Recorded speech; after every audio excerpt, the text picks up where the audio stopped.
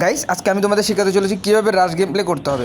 রাশ game play করার জন্য কিন্তু কিছু গুরুত্বপূর্ণ টিপস অ্যান্ড ট্রিক্স এই ভিডিওর ভিতরে থাকবে। ভিডিওটি সম্পূর্ণ না দেখলে কিন্তু अच्छा সকল টিপস মিস করবা, ঠিক আছে?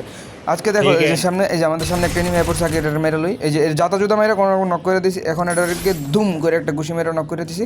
এখন রাশ গেম প্লে করার জন্য তোমাদের প্রথম টিপস রইতেছে, তোমাদের লাগবে একটা এনিমি।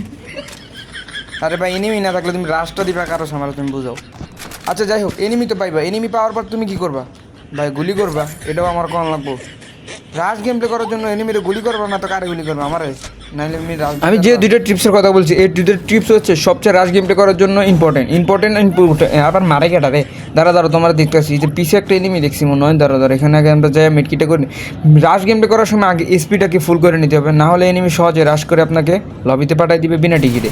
তারপরে এই যে এখানে আমাদের সামনে একটা এনিমি, এখানে এটাকে আমরা একটা ইউএফবি জাতা দিয়ে ওকে এই টিমটা শেষ করে দিচ্ছি। একটা টিম নাই মানে গেছে মানে লবিতে। আমরা এখন পিকের দিকে চলে যাবো, চলো। এই যে আরেকটা দিয়ে আমরা ডিস্টার্ব করে গো। দাঁড়াও, এখন তোমরা ভাবতেছো আমার মেরে দিব, কিন্তু পারবো না, কারণ আমি ওর মেরে ও আমার মেরে দিবে, এটা তো স্বাভাবিক দি ভাই। আমি নিচের দিকে না হেডশটটা খামু। আইডির নাম কি? হাওন আঙ্কেল।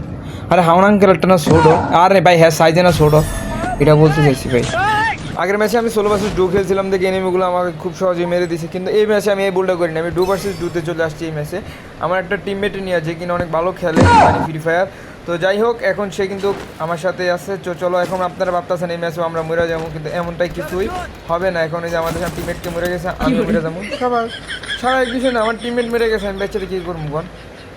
বালের ভিডিও বানাইবো দূর, প্রত্যেকবার খালি মুই যাই।